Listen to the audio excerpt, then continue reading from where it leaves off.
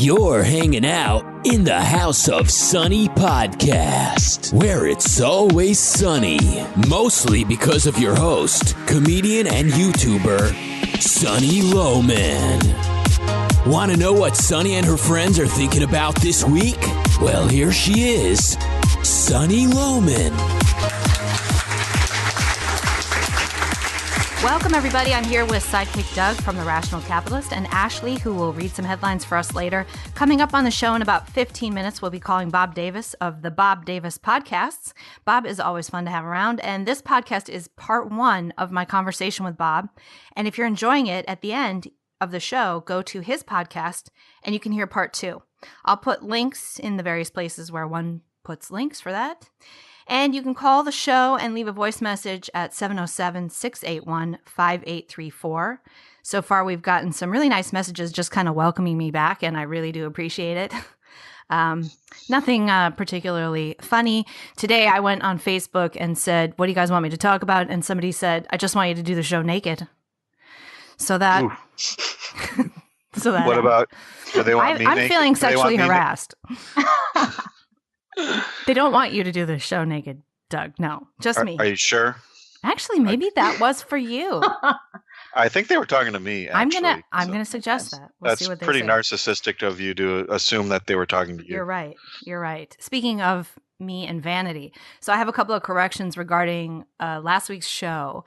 I said that there would be video, and there wasn't. I just did a still shot because, and a still shot with me not looking in the camera because. After I did film it and it was ready and everything, but I watched it and I couldn't do it. I couldn't put my prednisone face on the internet. I just couldn't do it. And I'm okay with not being able to do it.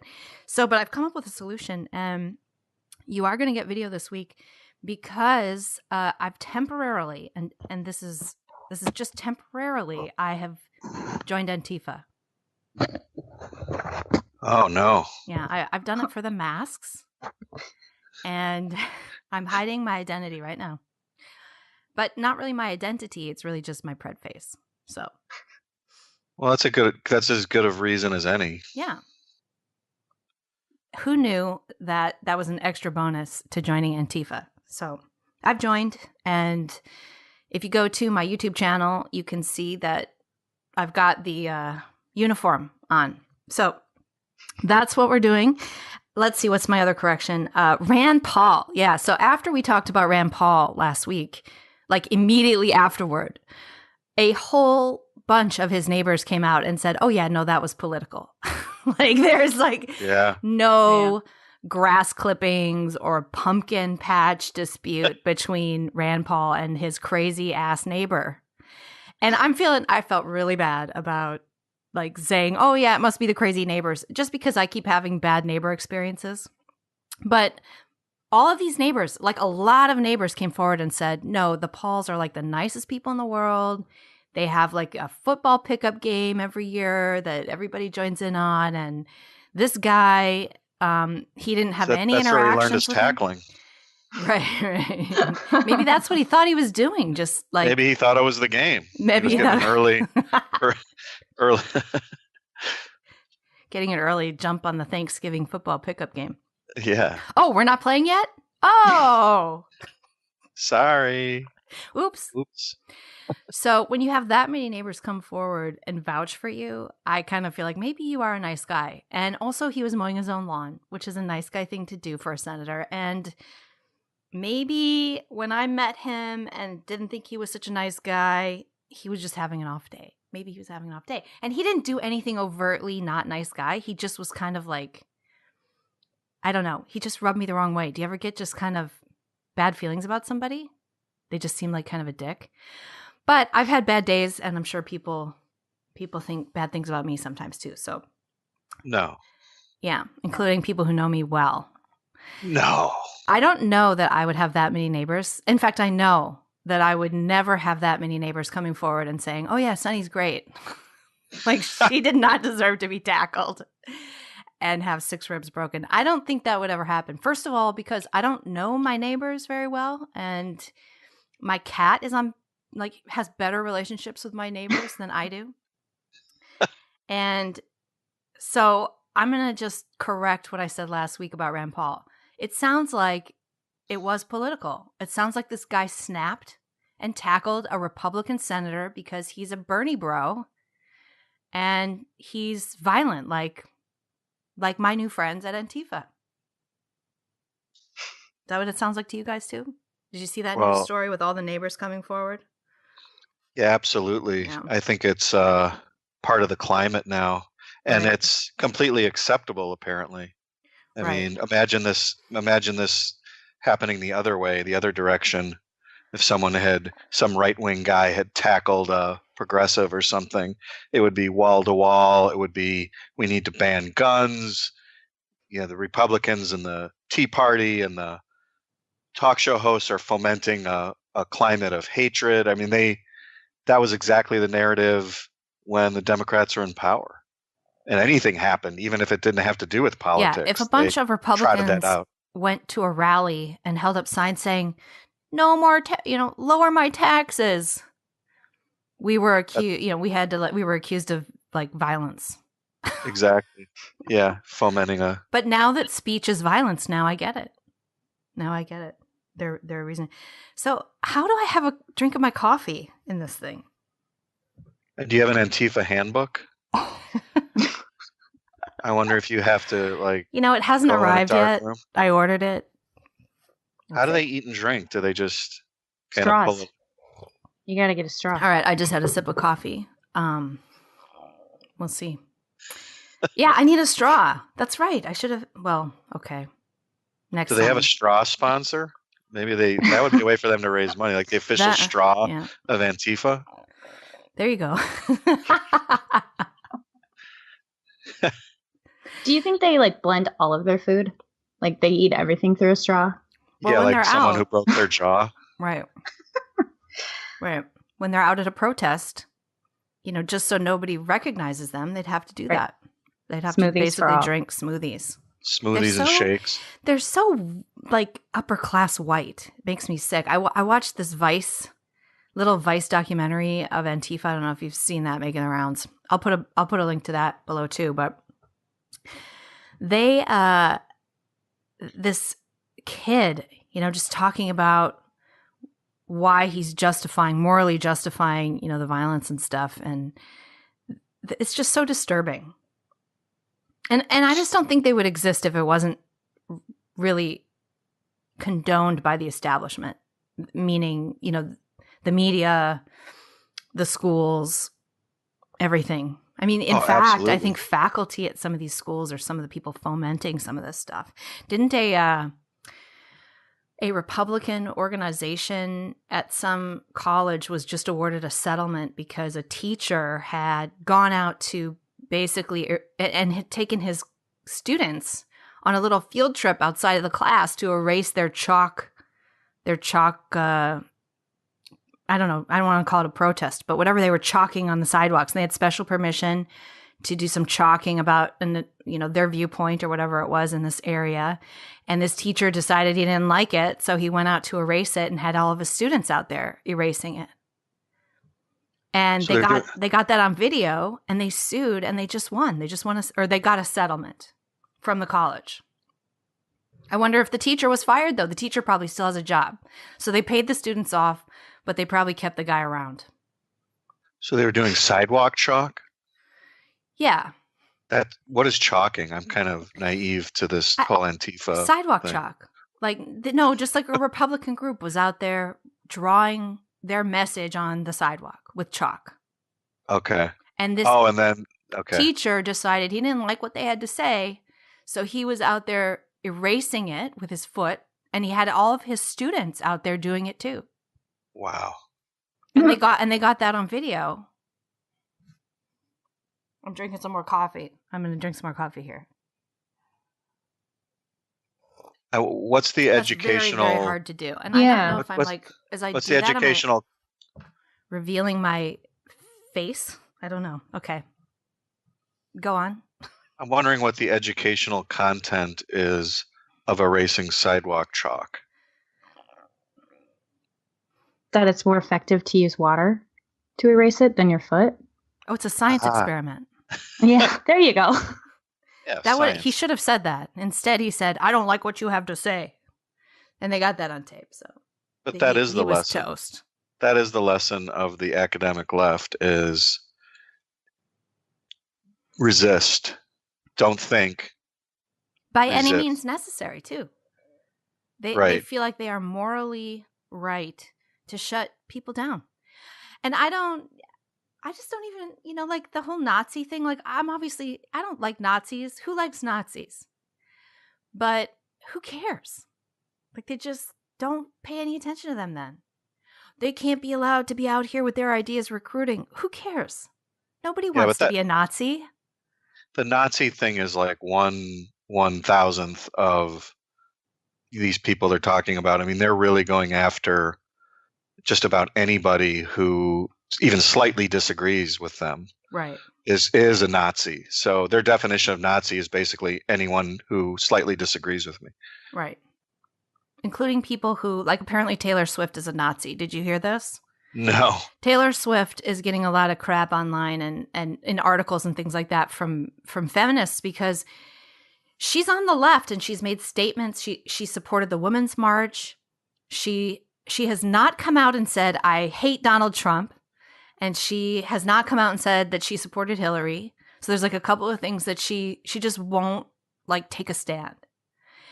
But she's come out in support of the Women's March and some other things, right? And she's a successful woman. And they don't like that. They want her to actually have their opinion.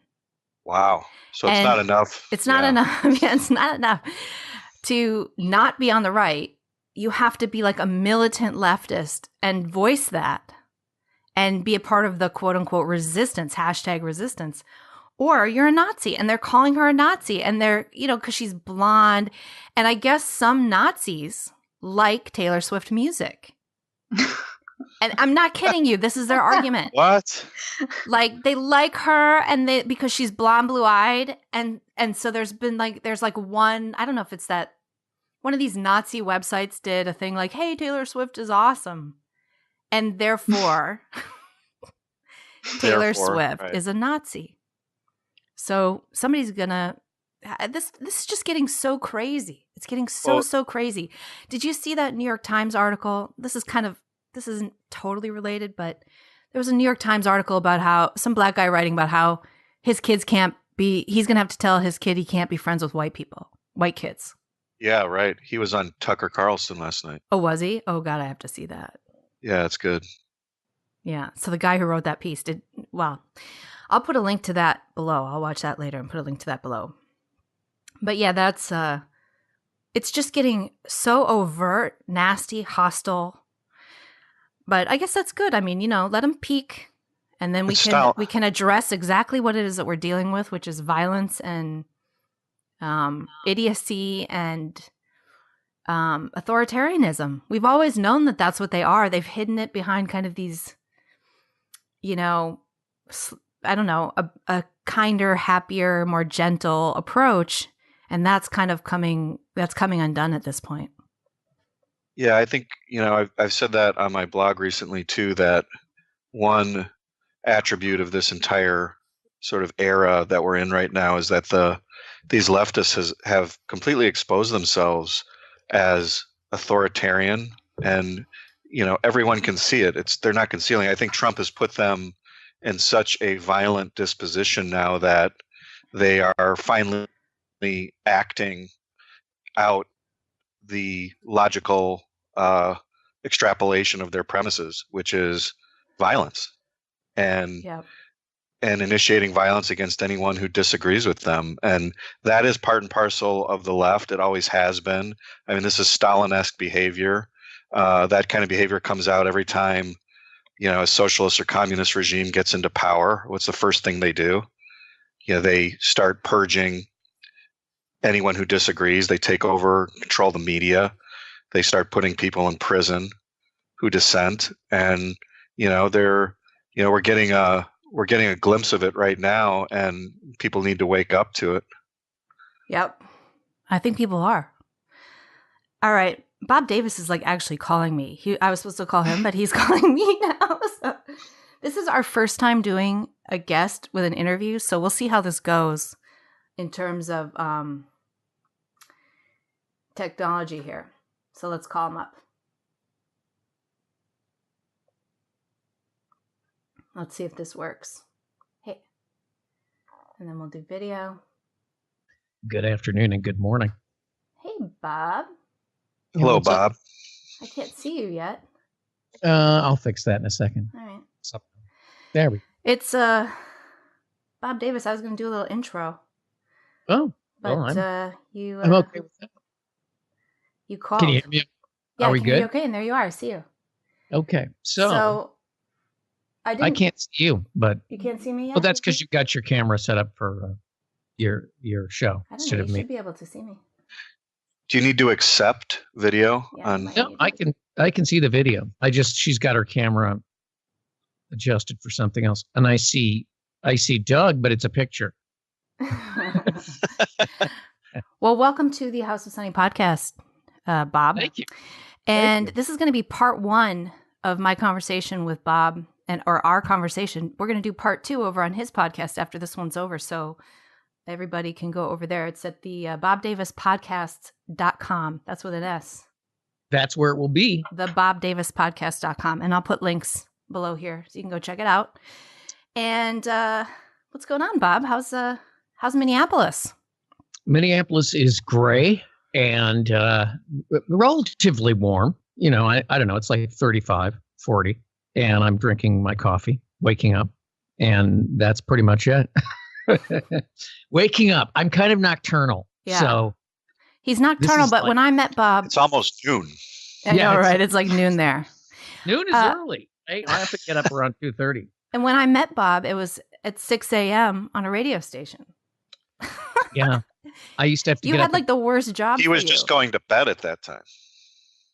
No, I had to do morning, so I would have to get up at 4:30, and I used to sit on the deck and drink coffee at 4:30 and just be like, "Ugh, God, this is awful." Because I'm a night guy. I used to do nights, and night people, apparently our schedules are more easily adjusted than morning people. So I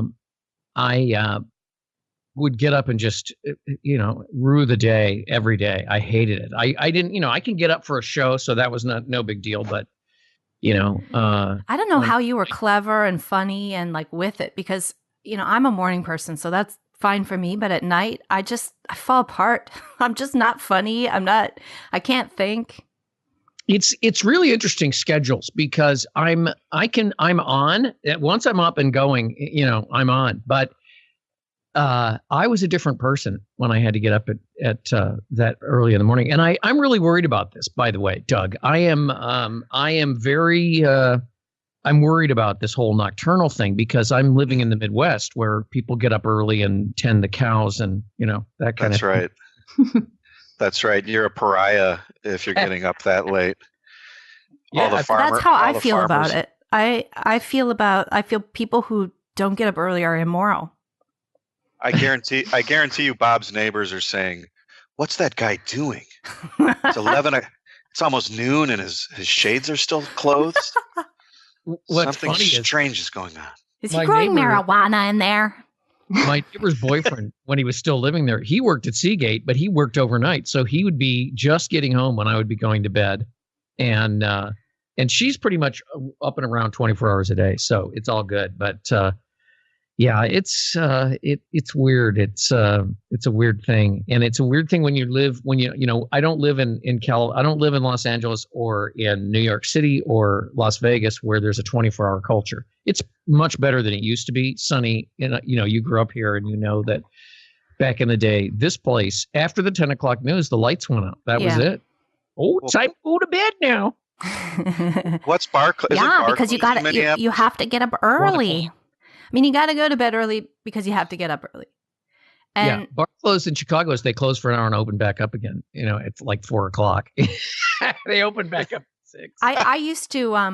I used to waitress. I was a cocktail waitress my first year in college at the U of M, and I had to stay up till 2 doing that, and it killed me. Like it literally was killing me. I felt like I was dying, and after 6 months, I quit. It was like the most highest paying job you could imagine. I worked, you'll remember this place, Urban Wildlife downtown.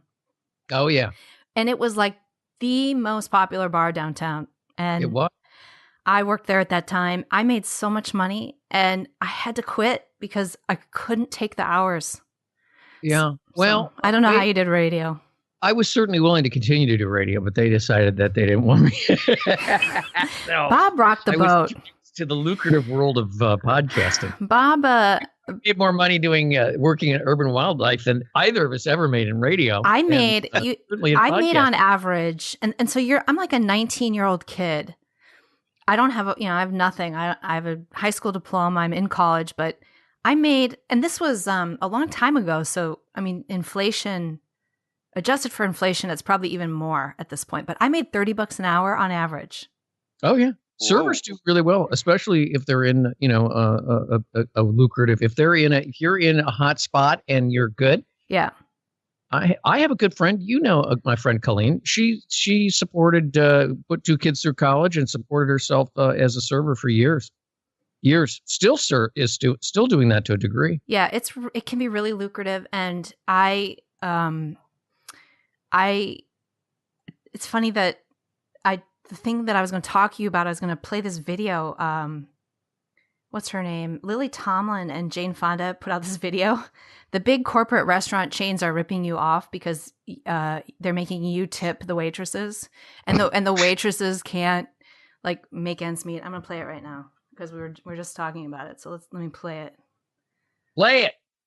Big corporate restaurant chains are ripping you off. They pay their workers so little. You have to pick up the slack. Almost half of full-service restaurant workers need government assistance just to survive. Oh my God. Your tax dollars. Who are these restaurant workers? Well, they are not just the servers at upscale restaurants who help rich people pick expensive wine. 70% of tipped workers are women who work at places like Denny's and IHOP. Compared to the rest of these 2 ladies have never worked a day in their life. They make me sick.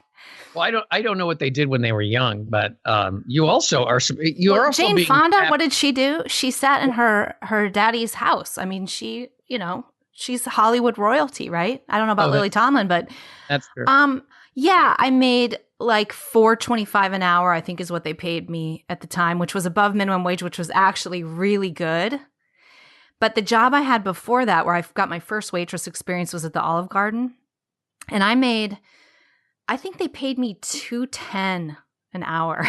Well, that was minimum wage at the time. But that was waitress minimum wage. But on average, there even, I made, and again, adjusted for inflation, I don't know what it would be, but I made $12 an hour on average there. And of course, I'm like the person who actually counted. I actually kept track of that because I'm a dork. If you eat in the Tony restaurant downtown and you're, a rich person, most of the rich people I know that eat in the Tony restaurants in downtown Minneapolis are also on the Democrat side of the political scale. And this isn't an insult, and they just think that it's beautiful, the new buildings, and isn't this place fantastic downtown and the trains and everything else. I can't believe that they're charging so much. So in addition to the tip, but you are also tipping, you're tipping the developers because they're using tax increment financing to build the, and you're tipping the stadium because they tap the taxpayers to build the $1.5 billion dollar stadium that the Vikings play in, and you're tipping everyone else for the tax subsidies and the Met Council, which is every major city in the country has one of these. Yeah, you don't see these ladies complaining about the incredible taxes, the high taxes they don't on know about downtown. Well, they just don't know about it because they don't. You think Lily Tomlin and Jane Fonda know anything about what they're talking about? Eating at super expensive restaurants in Los Angeles, and they have cooks there. They have so much money, and they don't know what it's like to be working class. They don't know what it's like to be a waitress at an Olive Garden. And I was excited to make $12 an hour. That was a lot of money. It was. And by the way, it doesn't matter that they weren't waitresses. It's just it's a gross misunderstanding of economics. You tip for service, and it's always been service at a hotel or restaurant, and certain types of professions, so to speak, professions, they're not really professions, but you know what I mean, occupations. You've always tipped for service. The idea is, and it's an incentive to get good service, and there's nothing wrong with it. And you don't have to tip if you don't want to. So what are they saying? Don't tip your server? They're just idiots for that. They're not going to get good service. They want a living wage paid to waitresses. Like, they want it to be like France, where every waitress is in a union and they suck and they're all old men. Then your food would just cost more, right? Let's see what they're asking for. Let me finish. I'll play this video. Let's see what they say. Workforce, they suffer from 3 times the poverty rate and are 2 times. If you're a waitress and you're poor, you're doing it wrong. They also suffer from the worst sexual harassment. Well, that's true. Throw that. Let me tell you, that is true. Unlike in other professions. Workers deserve fair pay. Yes. Fair pay. Like they make more than everybody else. They make more than everybody else. I don't know what they make, but I'm telling you, I was a waitress. I worked in many places. I made more than everybody else in my bracket. I could have gone and gotten a job at a retail store or whatever, but like given what I was doing, I made a lot more money than everybody else. And then when I graduated with my nice degree that I paid a bunch of money for, I got a job, a big corporate job, wearing a suit, doing the whole gig, and I made $14.50 an hour. I was salaried, but I worked so freaking much. Well, and you're taxed on your wage too, right? You have to pay full taxes. Yeah, because you can hide those tips. Salary. Not that I ever did that. I never ever did that. They have to report their tips too. Well, we had to then. We had to then too, Bob. I don't know what you're talking about. I had to then. In fact, they would report, they had mandatory reporting so that they automatically reported like 8% of my food sales as tips. Oh.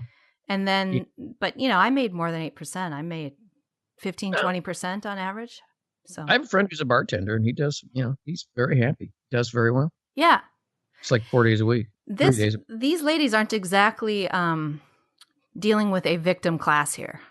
They're not really dealing with the low end of society. There are people with much, much worse jobs making a lot less money than servers. Yeah. I mean, I'm sure that there are, if you look at the entire food service industry, you're going to get a wide scale of pay. So you're going to get people working at, restaurants that are, sort of hard scrabble, places. And then you're going to get people who work at the steak place where they get $40, $50 tips. And I think of the vast majority of servers work in places like breakfast places, the good ones, work in the breakfast places, and they come in at 6:30 and the place opens at 7 and they serve until noon or so and they're done. And it's not you're not going to get rich being a server, right? No. You can support, like you said, your friend. I think you can support children on one. You can certainly supplement income if you're married and have kids or whatever. It's good money. And if you're young, it's really good money. And you don't have, in my case, I was going to college and I didn't have to work as many hours to make money to pay for my college and my living expenses. Yeah. Well, there's nothing wrong with stealing in half. That's how it works. Yeah. If it's not a good deal, can you quit the job? Is that allowed? Can you try and get a better job? Wait, you mean you can quit a job? What? I heard that somewhere. I don't think there are any other jobs. My other solution is they should shut down the restaurants. I mean, if this level of exploitation is going on, let's just shut down the entire restaurant industry. And only allow those restaurants you don't need to eat out. Good to stay open. Our restaurants, the special restaurants that we believe in, and the restaurant people who toe the line and do the right thing. That's right.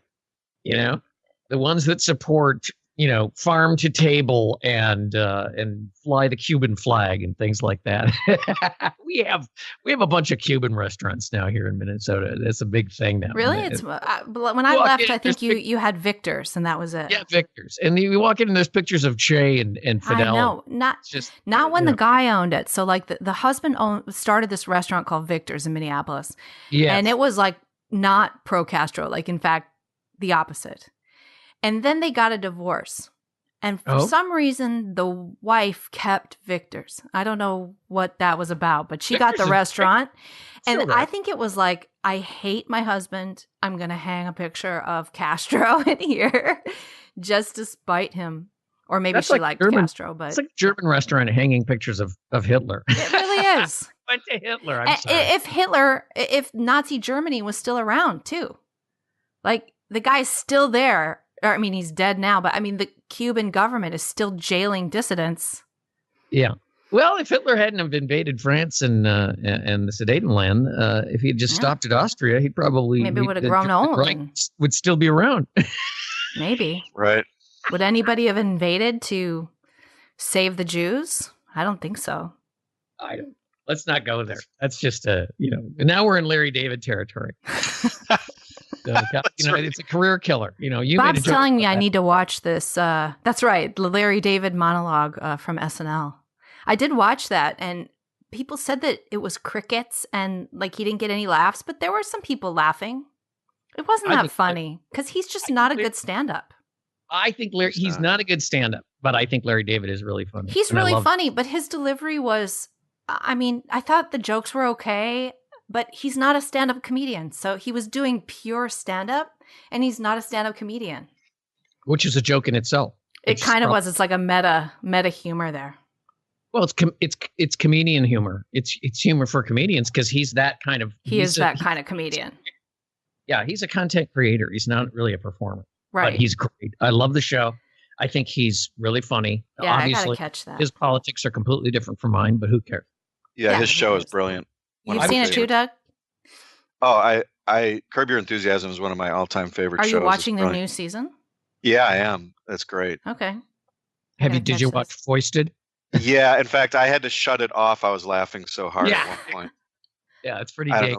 It's that good. That's the name of an episode, Foisted? Yeah. Okay. We're not going to explain it because you just have to watch it. But I'm glad to hear that, Doug. And the thing is, all of my super conservative friends, they're all like, "Oh my God, how can you watch that show?" And it's like, "Cause it's funny." Yeah, no, I have no problem with that. If you love comedy, you don't need to agree with the comedian to laugh. Well, and it's completely apolitical. That show is totally unpolitical. His SNL stuff might be a little political, but Curb Your Enthusiasm is just funny. And by the way, Jewish jokes are part of the deal on that show. I mean, he's constantly making jokes about Jewish people. And, if you get Larry David, that he's been doing that for years. And it's just so funny. People are so sensitive to everything these days. It's just, you can't do that. You can't say that. That's wrong. It must be stopped. You can't even masturbate in front of people anymore. I know. In front of someone anymore. I mean, that's good comedy. If Louis C.K. is doing it, it's probably comedy, right? It's performance art.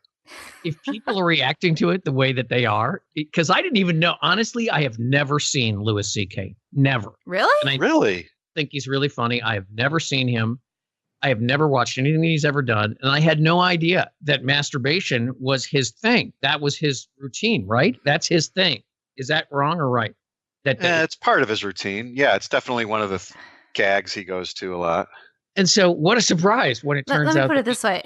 In front of people. Yeah. I mean, where do you think that the comedy comes from? Right. So apparently that's now the line, masturbation. Oh, no, you can make jokes about that, but oh, no, you can't do that. That's wrong. So he's been doing comedy routines about masturbating, apparently, for God knows how long. And suddenly people are shocked when they find out that he's wanting to do this in front of people. It's worse than that. Like, I think somebody actually accused him of this like a few years ago. I mean, this like made the rounds. And then Also, I read Sarah Silverman's biography. Or, she had like a funny book about her life and stuff. And part of it was when she was kind of up and coming in New York doing the stand-up clubs there, she and Louis C.K. were there at the same time, both kind of up and coming comics. And she's got crazy stories about him, like where they would get high and go get in the elevator naked of the building and ride. I mean, they were just doing all kinds of crazy, gross, they're comedians, exhibitionist stuff. Okay, comedians are insane. It is the hardest thing to do in the world of entertainment. Stand up in front of people and make them laugh. And it takes its toll on people. Look at Robin Williams. Every single major comedian, half of them are dead at the age of 40 anyway. They're all drunks and alcoholics. And look at Richard Pryor, for God's sake. They're this guy, all drunks. And that is so not true. That is selective focus. Yeah, they are. I agree with Bob. No, if you look at Hollywood in general, just performers in general, that's where you get like this huge amount of drunks and druggies. I mean, just take actors. It's the same. It would be the same percentage. It's not specifically, I think, about comedians, because I can point to a lot of comedians who are healthy and perfectly like normal people. Well, they're probably not funny then. Seinfeld. After they've gone through treatment, it's an occupational hazard, and they do these things. This is what these people do, and people are shocked to find out that this goes on. By the way, I'm not condoning. By the way, Bob Davis does not condone. Yeah, you had better qualify that. Make sure people don't think you condone exhibitionist masturbation. No, I don't do that.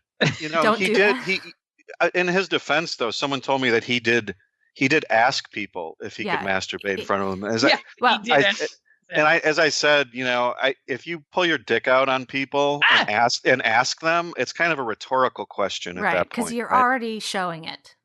I think you're already showing it. I don't think you're. Can I use this? I've seen everything already. I've seen everything. He would say, "Can I masturbate in front of you?" while he's pulling it out. Yeah, there's no is not really an appropriate answer at that point. But you know what, ladies? You can actually leave the room.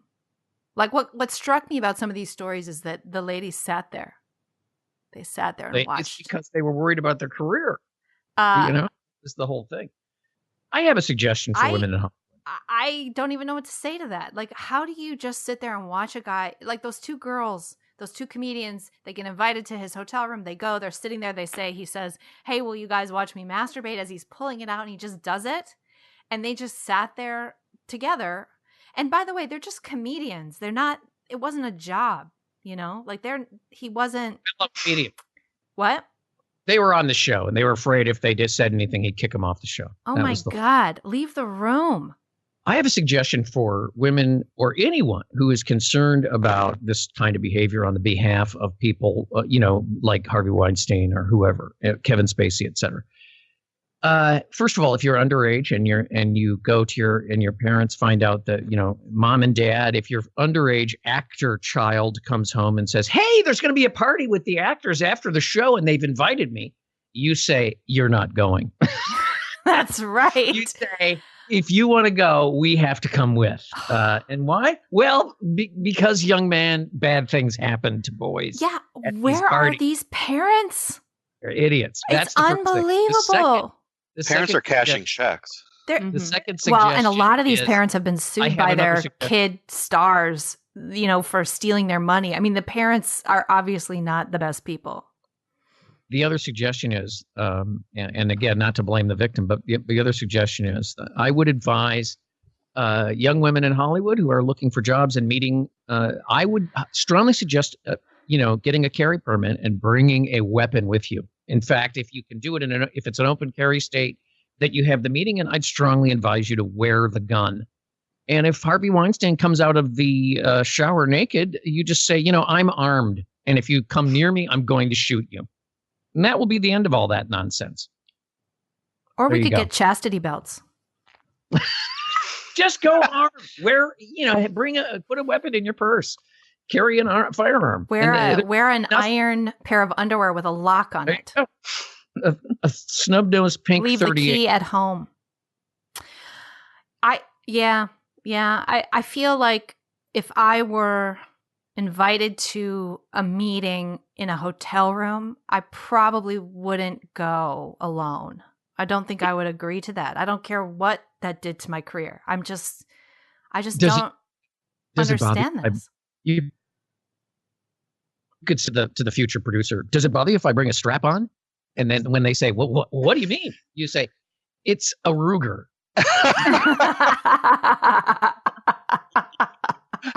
There will be no problems. Oh, you want to see my strap on? You definitely get the meeting. I will watch you shower while showing you my strap on. Ruger. Yeah, take a shower. I'll show you my Ruger strap on. Oh my God, that's a good one. Yeah, I don't know. I don't understand. I was watching a video, Camille Paglia, the feminist. Yeah, she did a thing. I'll put this in the links below too, where she was talking about what's going on. Like, why are women allowing men to do this to them? And she kind of blames it on middle class, like bourgeois values being, what? Well, she says working class women, and she's kind of right about this. Working class women don't have this problem speaking out. Like if a guy is sexually harassing them, they either thank them, they either embrace it, or because they feel more like they can handle themselves, and they're just a little tougher. And I think that's kind of true, somewhat. And then women in the middle class are taught to just smile and kind of not rock the boat, which is also true. So you're in this situation and you're kind of stunned. You don't really know what to do. And you've been raised to just always kind of please everybody and be sort of quiet and demure. And so she kind of blames it on our middle class white culture. What do you guys think of that? Well, you're saying working class women won't put up with it, but middle class white culture allows it. Yes. Which doesn't make any sense to me because middle class white culture is working class. I don't understand what she's talking about. She's talking about like lower class, lower working class being more equipped. And having grown up in a lower, I wouldn't even call it working class, I would call it welfare class, a lower welfare class neighborhood. People are tough. The girls are tougher. They're very tough and mouthy and loud.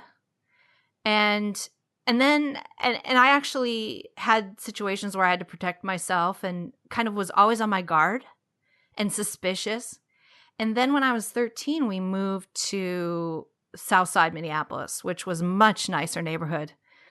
And I kind of let my guard down. And then I realized at one point that there are predators there too.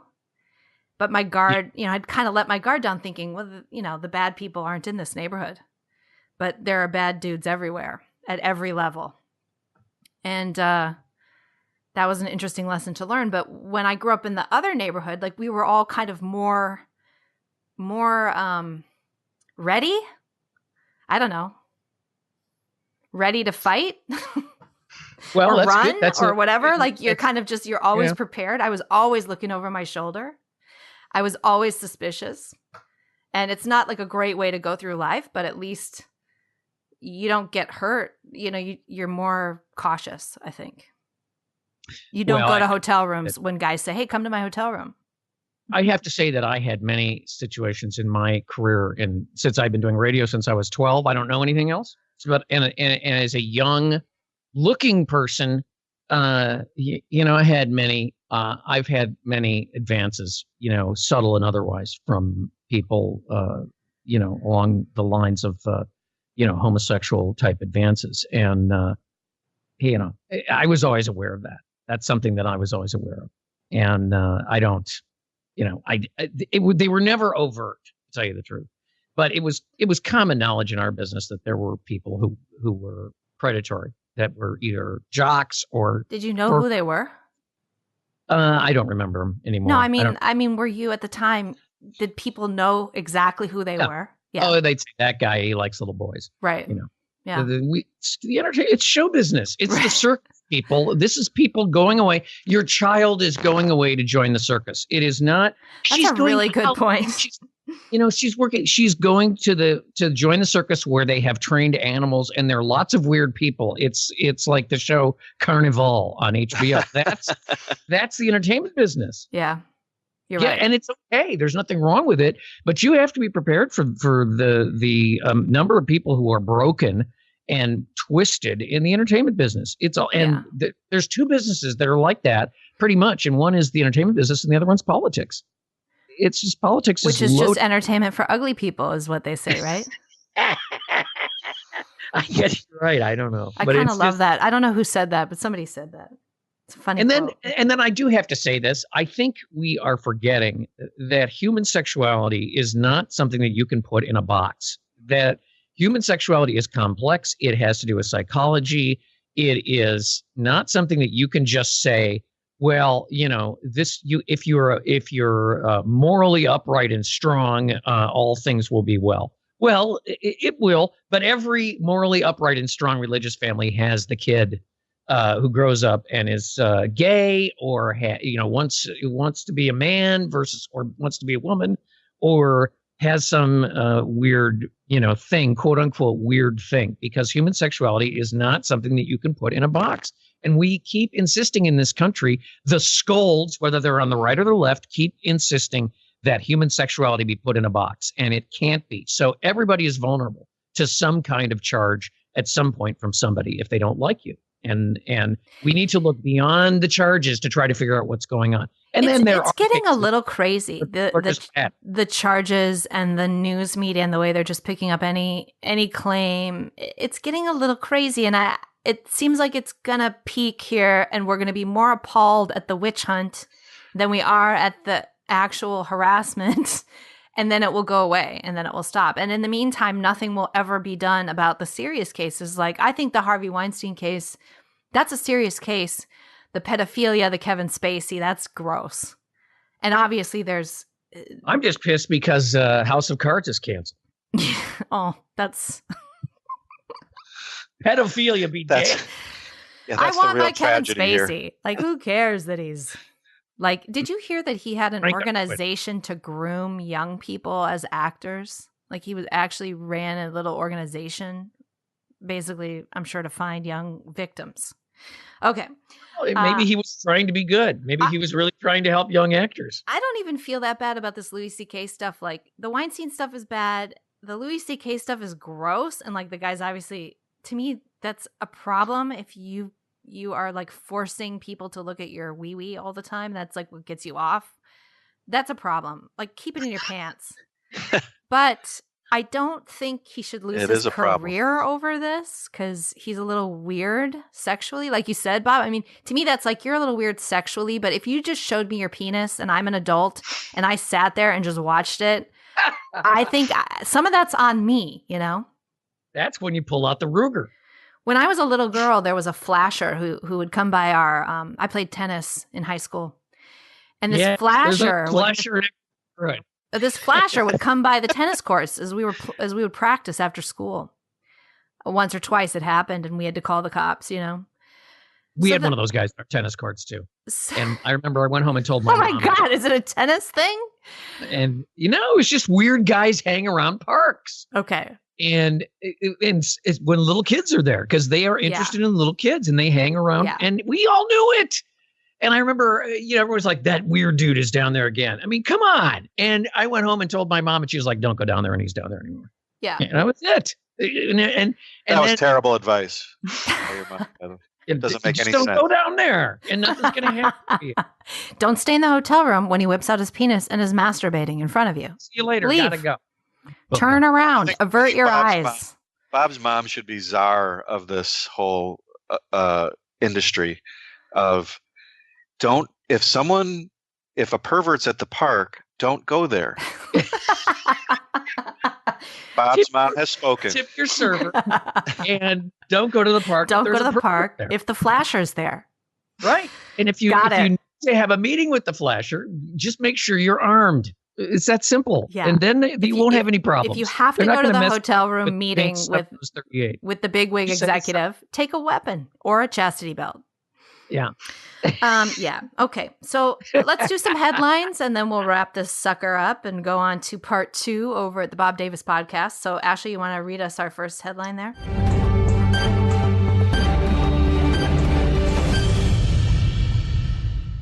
GQ names Colin Kaepernick Citizen of the Year. Paired with the piece. Oh no, I'm gonna read this part. So sorry. Yeah, that's enough for Ashley.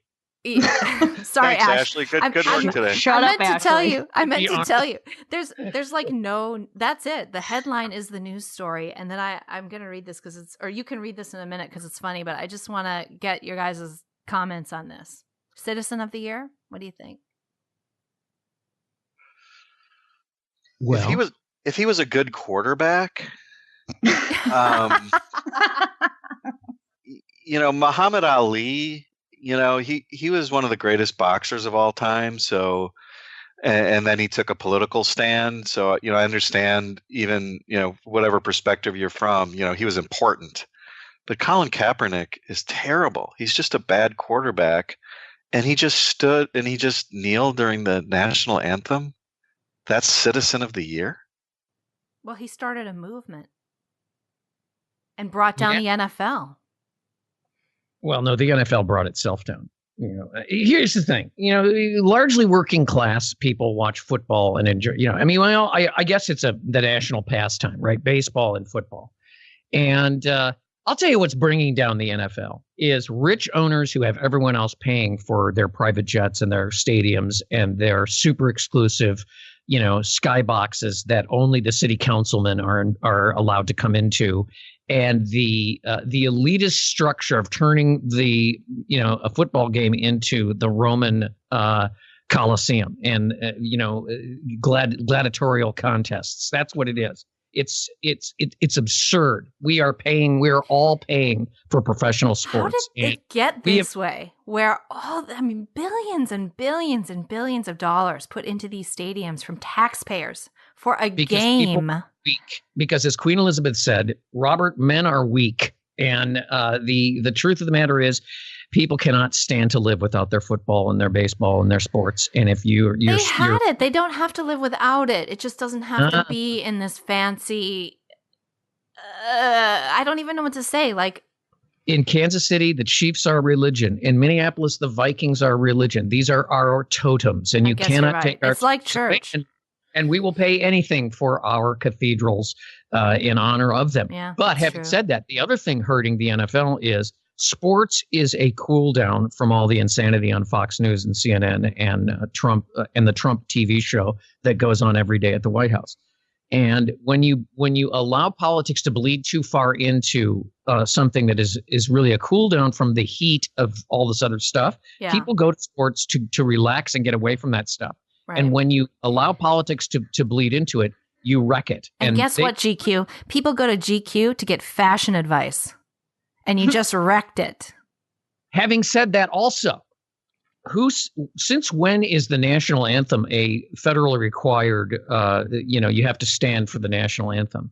Our founders would be appalled at the idea that we have to stand up and put our hands over our heart for the national anthem. I don't feel bad about that.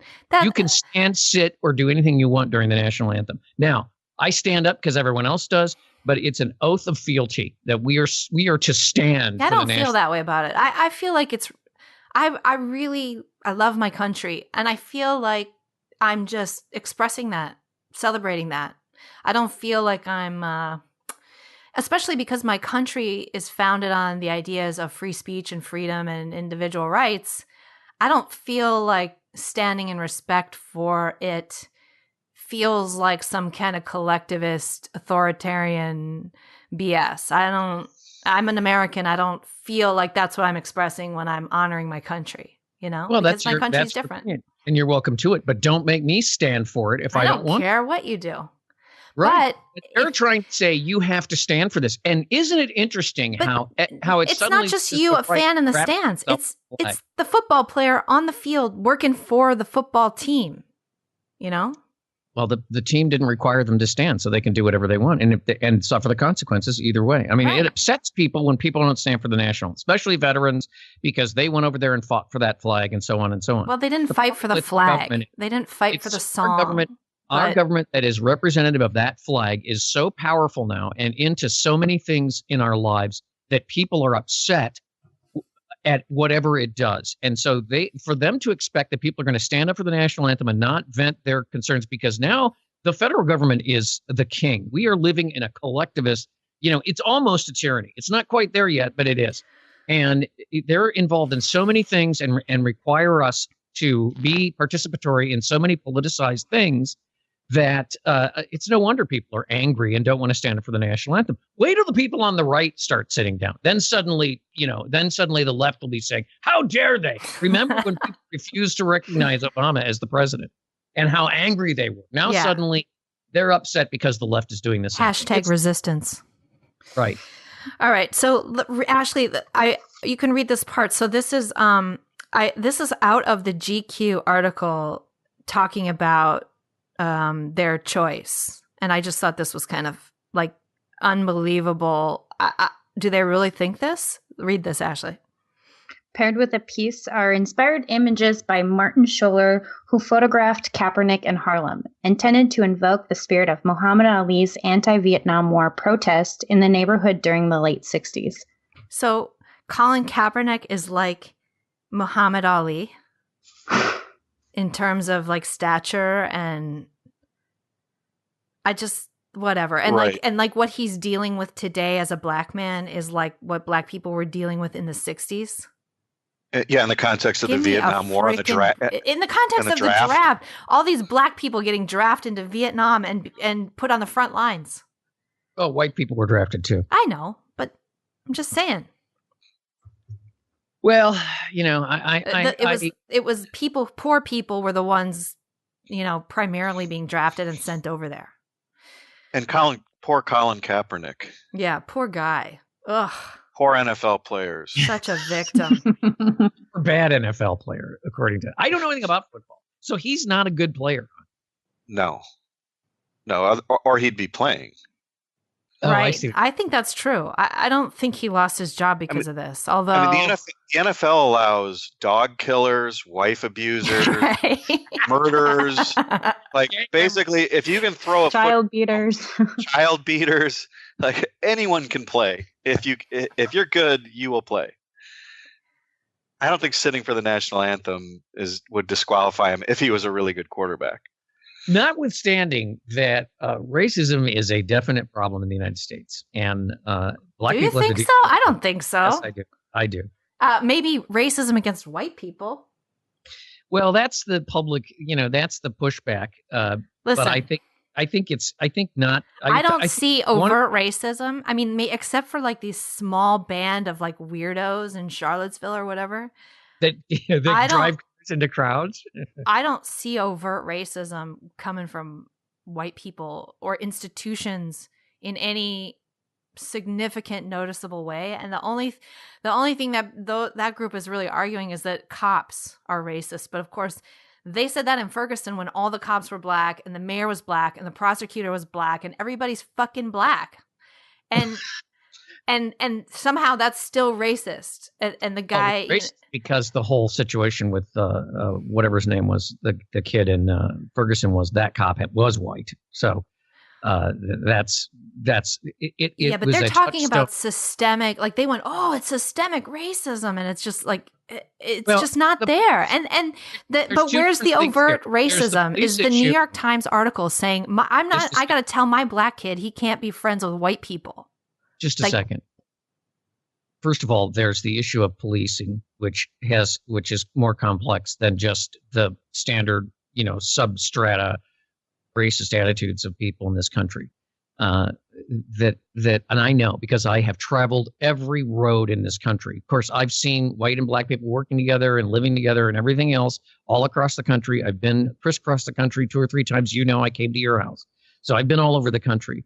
But I live in a place where there are people, and it's, the northern suburbs of Minnesota and some of these rural areas where you have the nicest people in the world who are, they're just so nice. But my experience of when you get white people alone, they tend to be a little racist. They tend to be a little fearful of people that aren't part of their culture, and they are a little fearful of the blacks.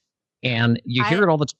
You don't hear it in mixed company. They'll never do it around a black person, but they are. And I'm not saying that racism doesn't exist in other groups. I think at the end of the day, okay, so here's what I think that is, because I know what you're talking about. I think that that's fear and caution based on cultural differences, and also news and media, and probably some statistics about crime. Why would you excuse it? Hang on a second. But most of those people, when they actually interact with a black person, they actually act on the basis of individual judgment.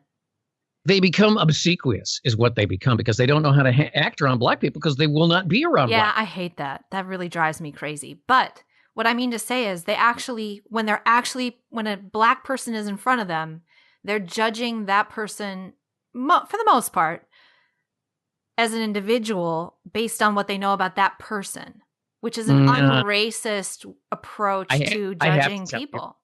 That if you know anybody that, if you have any people, I know some of these people. I've got friends from small town Minnesota. I grew up in the city, so I have a totally different experience.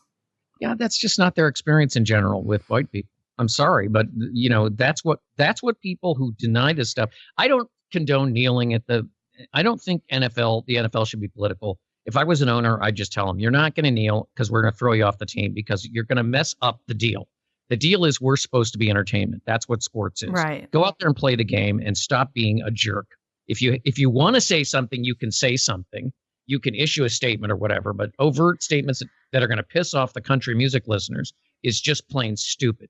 That's the first thing. The second thing is, for the biggest problem with the Republican Party in this country is they continue to deny these things that people, especially younger demographics, are deeply concerned about. And it's the younger demographics in this country are deeply concerned about racism. And I think it's fake. I think it's ginned up. They deny it. It's ginned up victimhood by black leadership and the media and the institutions in this country. That's my view of it. We could probably do a whole show on that. And it's a war you can't win. So why fight it? It's you say, yep, you're right. Racism exists. It's a terrible thing, and it should. We need to do something. Of course, racism exists. The question is, if you're a black person in this country, like, are you a victim of it? Like, what do you do? Sexism exists. We're all victims of it. There are jerks in the world. Newsflash. What are you supposed to do? Are you supposed to protest that or just get on with your life? You live in a country with incredible opportunity. You don't have to put up with that. Just ignore it and ignore those people. Yeah, but this is the thing. I know it's upsetting, but the fact is that the government is now the go-to thing that arbitrates all of these ills. So creating a media constituency that you can then leverage to get something has been the name of the game in America for 25 to 30 years at least, and maybe even 50, because the government has been put in between the people. The government is supposed to make sure that we're equal. The government is supposed to make sure that people can get housing. The government is supposed to make sure that you're not poor. The government is to make sure that you get tipped or that you don't get tipped. The government is supposed to do all these things. And the way that you put pressure on politicians is by creating a constituency. That's what they're doing. Yeah, I get it. That's the game. So it is the game. They're just playing the game. Fake. And so I'm telling you, it's fake. It's just, you're right. It's a game. Anyway, we've got to move on to the next story because we're running out of time here. But okay, one last story here. I'm sorry to hijack the. Coming soon to Washington, an anti-Trump hotel for liberals. Expect counterculture art, progressive fireside chats, and craft materials for your next great protest poster. They're opening a liberal hotel with probably, it sounds like safe spaces. There. I think they've constructed a literal echo chamber. And the funny thing to me is the irony of this is lost on them. I mean, weren't progressives, didn't they at least used to pretend they were poor and oppressed? Now they've erected a symbol demonstrating they're literally the establishment. Yeah, and I love how they say counterculture art. I would say that's establishment art. Isn't that what that is? And also talking about politicizing everything, like you're on vacation or you're on a business trip and you're in DC. Oh, I'm going to stay at the hotel where I read the article, there are going to be like TVs in the lobby just playing documentaries about the 2016 election. It's so relaxing. It's so fun. And then, they are going to do, instead of massage, only Reiki. The non-touching massage. This place sucks. How much will a room be? I have no idea. They start at $470, right. I'm sure. So. The woman who's starting this hotel, her father escaped the Cultural Revolution in China and then started a massive hotel chain worldwide. Cultural Revolution here. And so now she's opened up a hotel to honor basically the same philosophy that her father ran from. We should agitate for a minimum room rate instead of a minimum wage. Now we should go in reverse here. Yes, they're the establishment. $75 a night. There you go. Yeah, why not? A living room rate. A living room rate. I need to be able to live at the hotel. This isn't fair. Really? On a McDonald's salary. Yeah. Yeah. Sounds good. But really, could there be a more perfect symbol of the left than a DC hotel for lobbyists? Do they? Yeah, it's right. It's called the Willard. It's right next door to the White House. But this place, I mean, they're going to have fireside chats. Chats. I'm sure they'll be just packed with people. Limousine liberals. With pedophiles and Democrat serial abusers. Oh my God! Join us in the Harvey Weinstein Lounge. The Kevin Spacey room. The Kevin Spacey room. Spacey the Podesta room, the Kevin Spacey room. Pizzagate. The pizza dance hall. We're going to have pizza parties in the basement. That's the name of the restaurant, Pizzagate. Pizzagate. All right. That's it for the show. Thanks so much for joining us today, Bob. And Bob and I are going to continue our conversation over at his podcast, Part 2. You can find that at thebobdavispodcast.com or go to House of Sunny YouTube and get parts 1 and 2 on video. So the video will have both parts. Next week, believe it or not, is already Thanksgiving. I think, isn't it? Tune into the show and we'll walk you step by step on cooking a turkey. And that's it. See you next week. So we just did part 1 of House of Sunny, the video. I don't know what you're calling your show, but tell us what you're doing. House of Sunny podcast. So you're doing a podcast, but it's also on YouTube. It's a video and on a podcast, which is a good way of doing it. I just record the podcast itself, and you're going to be featured in my podcast and my video. And this part is also on the video that we're doing right now, even though it's your podcast. Right. So we're both on video and we're both on the podcast, which I think this is a good way to do it. It's just I've avoided doing this because I don't want to be a guy sitting in front of a microphone doing a video podcast. You'd have to do your makeup. Sorry, do your hair. I mean, I don't want to do that, but and because I'm kind of an audio guy, video's a lot of work. It is a lot of work. But I've been doing videos since 2010. So for me, the video is kind of like, it's my thing. Yeah, that's your thing, right. And you've become quite famous doing the video. A little famous. I wouldn't say quite famous. But I mean, for a person who didn't come from being on the radio or having a film career or being a newspaper writer or something, a journalist, so to speak, you kind of made a name for yourself on video, which is pretty cool. I just started. I'm a YouTuber, just like other YouTubers. You just start making videos, and that's how I created a following. How has YouTube changed since you started doing it back in 2011? Back in. It's just busier, but there's a lot more noise. And when I started doing it, you didn't have like all the gamers and there were a lot of people just kind of creating funny videos, and it's gotten almost, the production values are higher. It's gotten more, there are these big categories now, and then the top videos are these gamer categories, and then you have these kids video categories. There's just a lot more professional stuff on there. Yeah, and so then, the competition is tougher. Yeah, I'd say so. And you can't really count on being featured, or like you used to. If you were a YouTuber, you used to maybe get on the front page.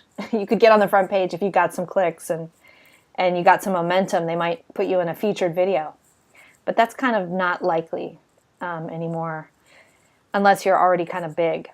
And so how do you grow? I guess what you do is it's doing what we're doing. It's kind of cross promotion, basically. Yeah, I think collaborations. You can grow. You can collaborate with other YouTubers and get, just like you and I are doing with our podcast here, where you get their fans, they get your fans. You just make good. You know what? The best way, and I think you can probably agree with this when it comes to podcasting. The best way to get people to watch your videos is to make good videos. Yes, that's it. I mean, you're a content creator. It's the work. It's all about the work. And I've made good videos that nobody liked, which broke my heart. But whatever, you just make another one. I'm amazed at sometimes the most simple things that you do that you think are crap are the ones that they love. Yeah. And so we are terrible editors of our work. We think that something is good, and it is probably good. It's just not going to be something that people like. And back when my videos were featured on the Daily Caller, I used to make a weekly video for the Daily Caller, and this is back when Tucker was running it. And I made this video. It was so funny. I was acting out a Republican-Democrat fight with sock puppets. Oh, I remember that. I thought it was hilarious. And then I had this other thing where I was like pretending to be drunk, and I was like playing a Democrat spending a lot of money, and like I was really a drunk. Yeah. And I thought that was maybe one of my best videos that I've ever made. And I was having this conversation with Tucker, and he also thought it was really funny. And nobody liked it. Like we put it on the Daily Caller, and it got nothing. I mean, it was like my worst performing video of all the videos. You just never know. Yeah, and what I've noticed, we talked a little bit about this last night. One of the things that I've noticed recently, is that. So, and I've done a couple podcasts about it. And again, these are, 30-minute long content-rich podcasts to try to examine this issue. And one of the things I've noticed is that political content is not getting the immediate reaction that it used to get. And I used to be on the radio, and I hate even saying I used to be on the radio, because that sounds weak, because I don't think I'd want to be on the radio today after doing this and after learning how to monetize this as poorly as I have. You don't need to. This is better than a radio station, and I think in general on any given day I probably have a bigger audience than I did on the radio anyway. So that's okay, but people are starting to they don't react to political content like they used to, and I don't like doing it. I'm not. What makes you think that people don't want it or don't react to it?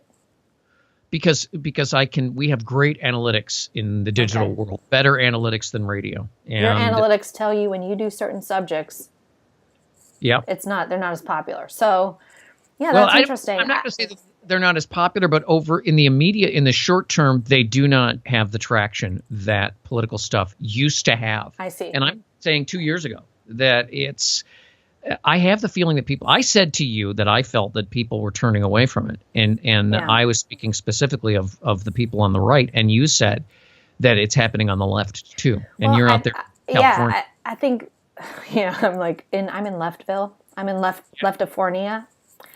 I think that, it's not so much that I see that here as I see it online. So I don't have any... I just I consume a lot of commentary, political commentary, both from the left and the right. And I'm seeing the left is bleeding people. And I'm not saying they're going to the right because they don't really feel comfortable there. And then the right is losing people. It's like both parties are kind of in a weird place. And it'll be interesting to see what happens. There's really no home for the sort of moderate, I don't want to say libertarian, but, you know, more the classical liberal type of person. There's no home for that person. Yeah. A lot of those people used to be on the right. A lot of those people used to be on the left, depending on kind of maybe social values. But there's no home for them. Gary Johnson didn't really make a home for them. Well, I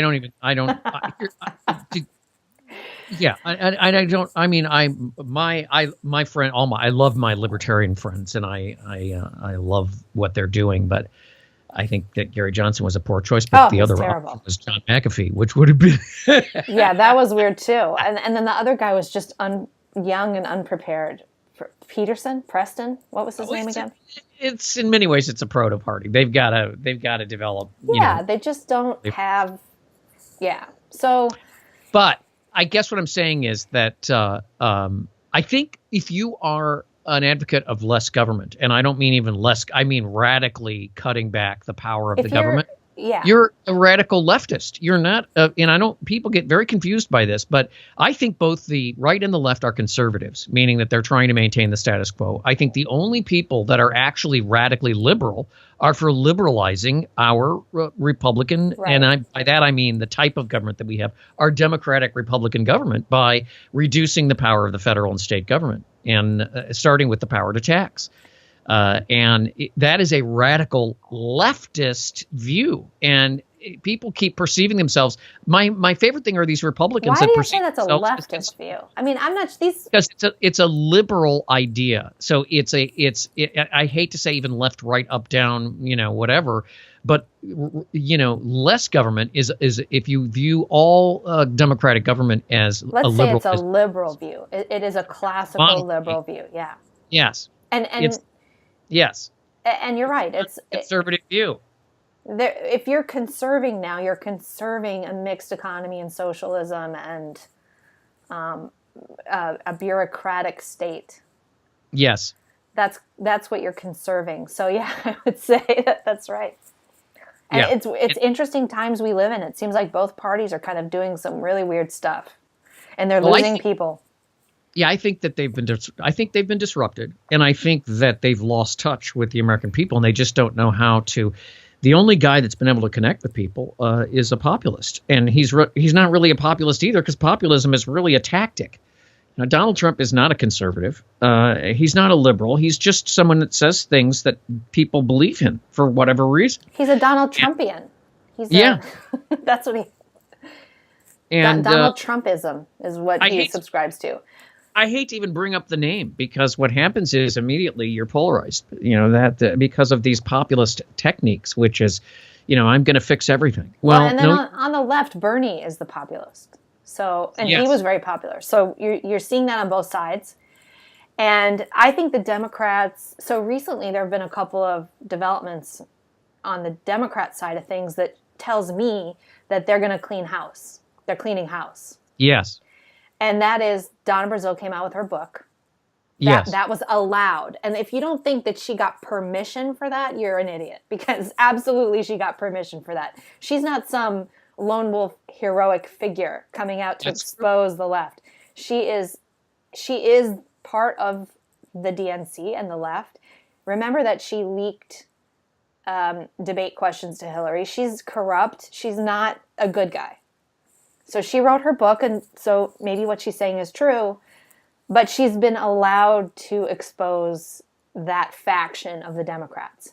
And then you have SNL did a sketch where they made fun of the old Democrats. They made fun of Nancy Pelosi. Yes. They made fun of Dianne Feinstein, Chuck Schumer, and then didn't make fun of Donna Brazile and Bernie. So, in fact, those were the two people in their little sketch that were kind of the voice of reason. So SNL was allowed to make fun of Democrats. Yeah. And by the way, when we talked about that, I brought up the fact that those shows, the only place anyone sees those shows is on YouTube, because the viewership for those shows is tiny compared to any other offerings on any other platform. I don't stay up that late. That's my problem. people just don't watch it anymore. And so they have to do stuff that's going to play well on YouTube because that's where their audience is. Same with you know what Jimmy Kimmel's audience is? What?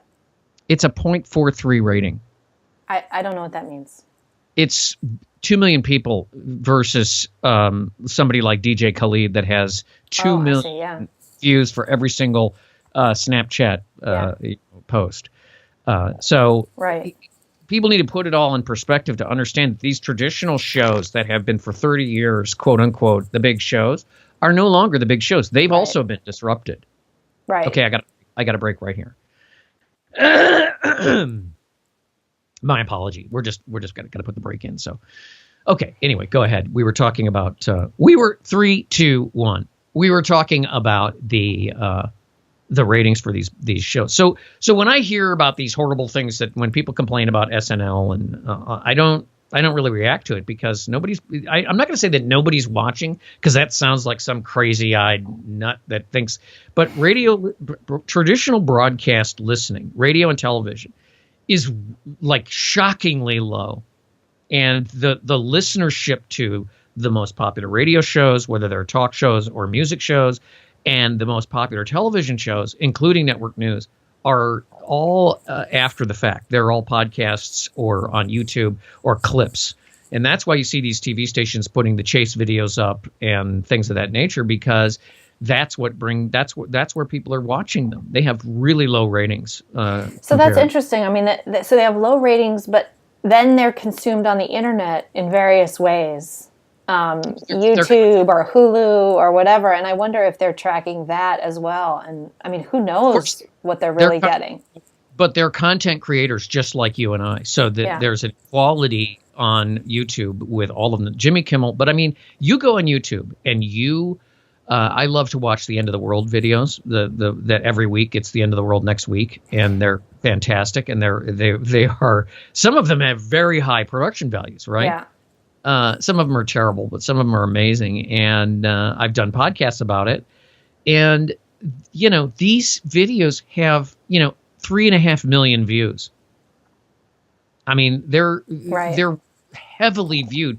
If you're 3.5 million views is gigantic. Mm-hmm. It's apples and oranges because it's happening over longer periods of time. But it's people now, young people. Something like 85% of people say that they get their news from Facebook now.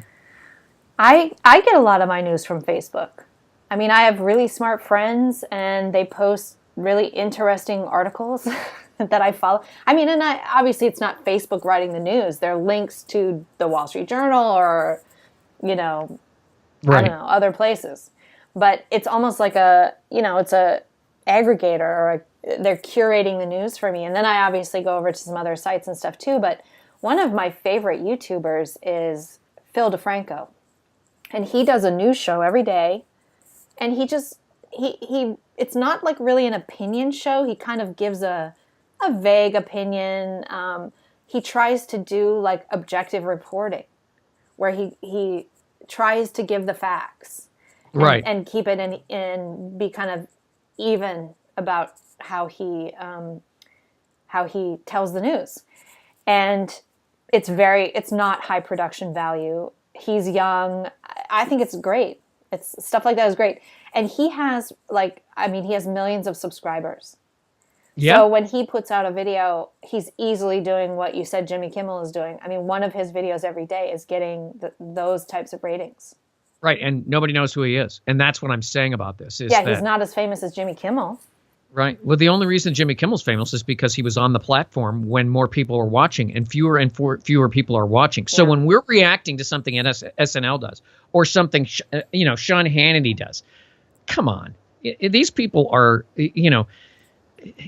What does Sean Hannity get on Fox? Like, what is Fox? I know. I haven't looked it up. I mean, there's more viewers on cable weekly than there are on some of the broadcast channels. But I'm talking about the aggregate totals for these other platforms, Snapchat, Twitter, Facebook, and depending on the person, Selena has 34 million people on Instagram. These are huge platforms. I consume Saturday Night Live on YouTube. That's how I watch it. Yeah. Me too. So So that's what's begun to happen, and I think both parties are a little confused about. I mean, I think that's one of everything is up in the air. The media, entertainment, politics, the parties, everything is in some kind of massive transition right now. It is really an interesting time to be in the world watching this. Everything is changing so quickly.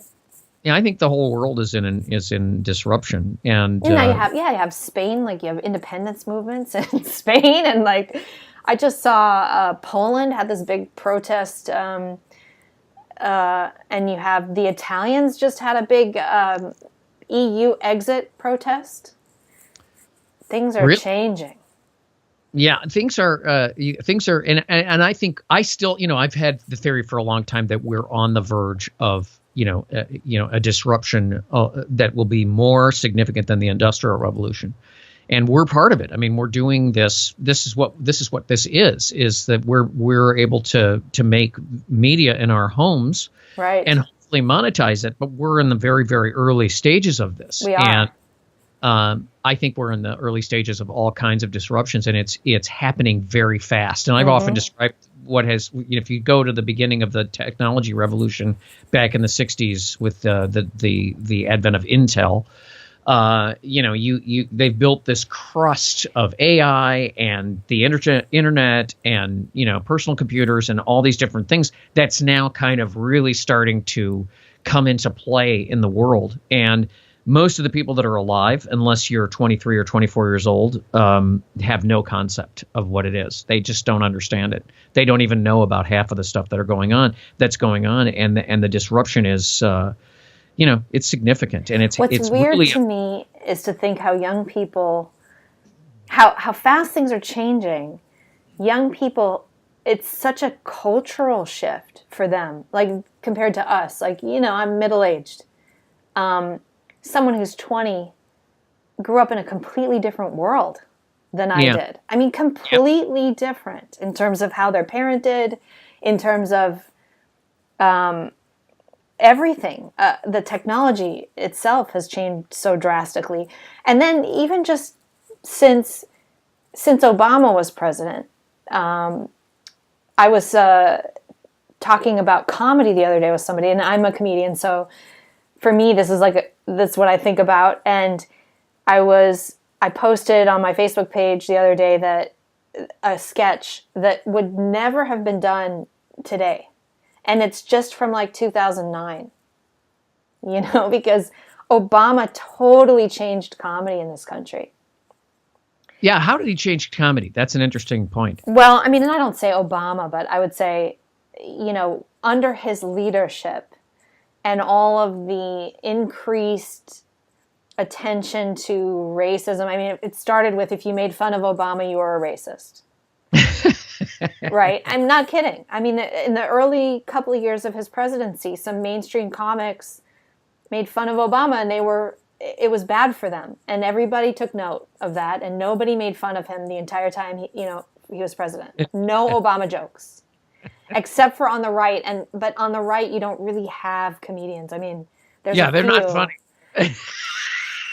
There's no infrastructure for right-sided comedians. If you're on the right, is way too serious. If you're on the right and you're a comedian, you're in the closet, or you don't do politics. You don't speak about it, because there is no infrastructure for you. You can't make a living as a comic. I mean, you can now. I'm YouTube. Right? There's a guy, Owen Benjamin, who's obviously a libertarian type, and he just got into trouble for saying that 3-year-olds shouldn't be considered able to make the decision that they're transitioning to another sex, and then young children should not be given these hormone blockers and stuff. Well, they certainly shouldn't be confronted with that choice. It seems obvious to me. I don't know. And to him, and anyway, he lost his job and his manager and his agent. So you can't have those opinions and be in entertainment and be part of that mainstream infrastructure. And there's just no infrastructure on the right. So while I'm sure there are people who, I would say that there are probably comedians on SNL who had Obama jokes, but they couldn't get them on air. you know? No, what they do on SNL is they make fun of Trump because he's the easy target. And so that's why that show is irrelevant. It's irrelevant. It used to be a counterculture comedy show, and now it's mainstream. It's not risky. Alec Baldwin maybe does the worst Trump impression. You do a better Trump impersonation. My Trump impersonation is fantastic. I'm great. It's great. It's the best. This country is fantastic. I know. Sonny, done some great work. 2 weeks later, this Sonny is abominable. This is a horrible person. Yeah, exactly. 2 weeks after that, Sonny is my best friend. We've had our disagreements. But exactly. Basically, it comes down to relevance. These shows, I think what they're doing is it's this whole thing about being relevant. So I think as a content creator, Virginia, who is it? Did Shakespeare try to be relevant, or did he write stuff because he had something to say? Were the Beatles trying to be relevant, or did they just make songs that they write songs that they like? I mean, was Dylan trying to be relevant?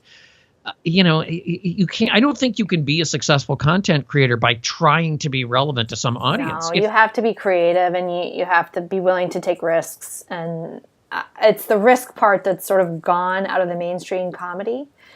And that's what's changed, is that you can't take risks with comedy anymore. And so it's just different. It's boring. And if you watch any of these comedians like Samantha Bee and Trevor Noah, I mean, I would say that even Jon Stewart had better comedy than what we're seeing now. Like, it's degenerated. And Jon Stewart, a lot of his comedy was just kind of sneering comedy.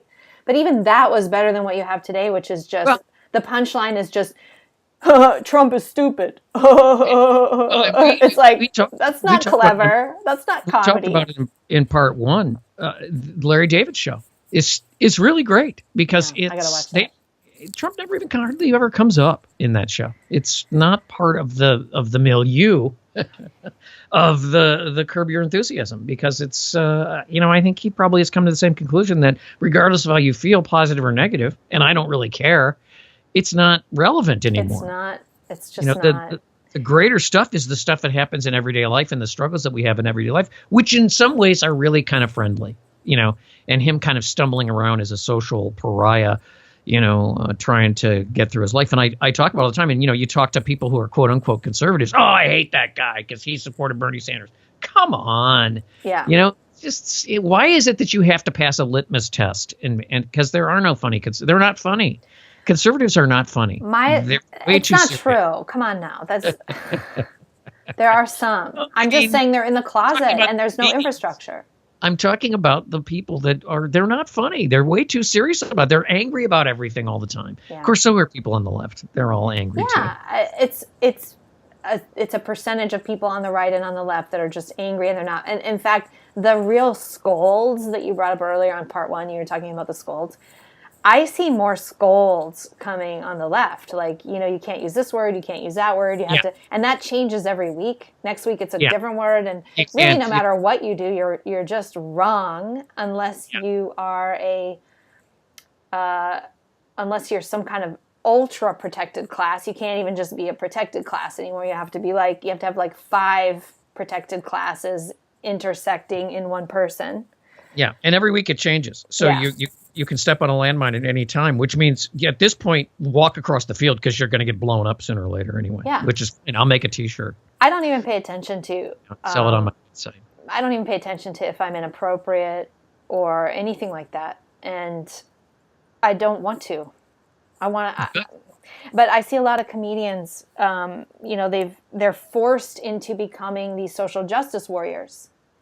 Like somebody like Amy Schumer, she's given this sort of badge of feminist hero.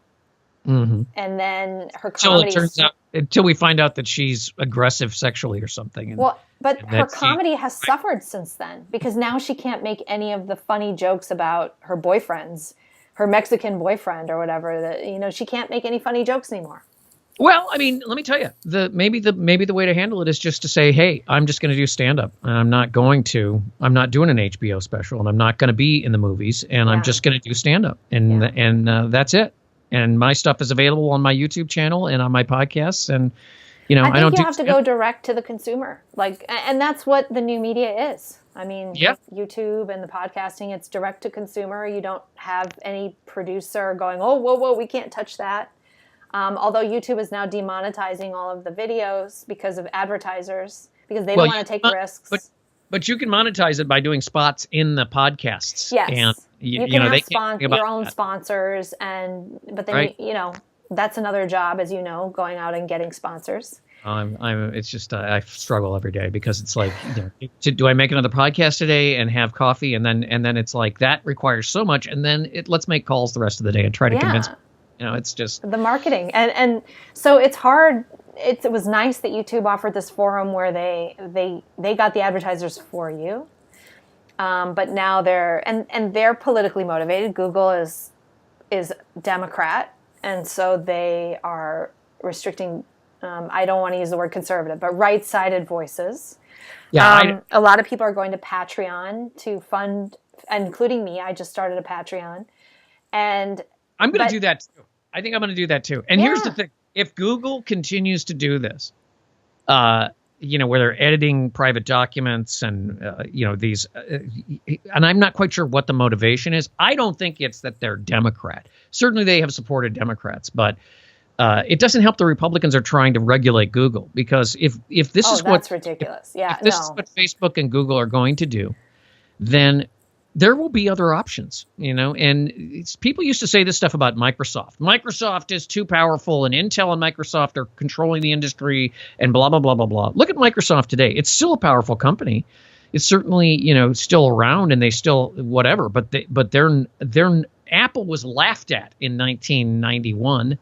And now it's $1 trillion company, and it came out of nowhere, as did Facebook, as did Google, actually. Yeah, that's my view, too. In fact, if you restrict Facebook and Google, you are also restricting their competition with the same bureaucracy and the same regulations. So you're actually making it harder now for people to compete. Whereas if you have Google and Facebook driving away people, they are really opening themselves up to fail. No, this is what the mainstream media did. They ceased to be relevant, and this is why no one's watching them, because they lost that sense of relevance. Yeah, and by being relevant, and by not being by refusing to allow public opinion to push them in one direction or another. One of the reasons that mainstream media cut its teeth in quote unquote, they're not liberals, but quote-unquote liberal political, theology or ideology, is they were the ones that stood up when things were being pushed too far in the other direction by Republicans and Democrats. And I'm thinking Lyndon Johnson, and in particular Vietnam. They're the ones that said, hey, this is not going well. And you weren't supposed to do that. You weren't allowed to criticize the military. You weren't allowed to criticize the powers that be or anything else, Republican or Democrat. They were the first ones. Remember that when the media started to go against Vietnam, there was a Democrat in the White House. It was Lyndon Johnson, and there was a Democrat majority in Congress. So that was them being relevant, and they never got out of that. They stayed in that rut because it worked for them. And given all of the disruptions in media since then, they have never gotten out of that rut. And that's one of the reasons that they're no longer relevant. By the same token, AM talk radio has become completely irrelevant because all they do is it's everybody's Sean Hannity. It's terrible. Oh my God, I know. It's unreasonable. It is. It's all just barking, bitching, negativity. Negativity, my brother. And but yeah, I think if you just let the free market work, I mean, as fast as things are moving, which is something we were just talking about. There could be no Facebook in 5 years. I mean, that seems crazy today, but it's possible. Remember when MySpace was the place? Yeah. They literally went out of business. I mean, they became nothing within a couple of years of Facebook. Yeah, don't even get me started about Facebook, because there was an issue with, I had an issue this week with a post that somehow got boosted, which I didn't boost. you're dealing with algorithms, so you're not so I basically, in order to get this situation resolved, I changed my credit card to an expired card, and I just sent them a message that says, you'll get paid when this gets resolved. You're not going to get paid until it gets resolved. And when they go to bill me, they're gonna try to bill an expired card, and then I'm going to get a note that says, hey, and I'm going to say, yeah, what's the story with this? And if they continue to do that, if they go into Comcast territory in terms of customer service, right? Somebody comes along that does it better, people don't realize that these tech giants are actually very vulnerable to. That's exactly right. Everything that they count on is nebulous and could collapse tomorrow. They don't own anything. Well, thanks for joining me for part 2 of the House of Sunny. I don't know what you call your video channel, whatever it is. My YouTube channel is House of Sunny. My podcast is the House of Sunny podcast. Oh, well, that makes it easy. Yeah. And this is part 2, which is also available at thebobdavispodcast.com and on your video channel. So thank you. Thanks for having me. If you're still rolling with video, you can stop that unless you want to keep it going I have to go get the spots. Nope. And then we can do this together. Do what together? We're just going to do the spots together, and then I'll edit all that. Hang on. Let me cut this.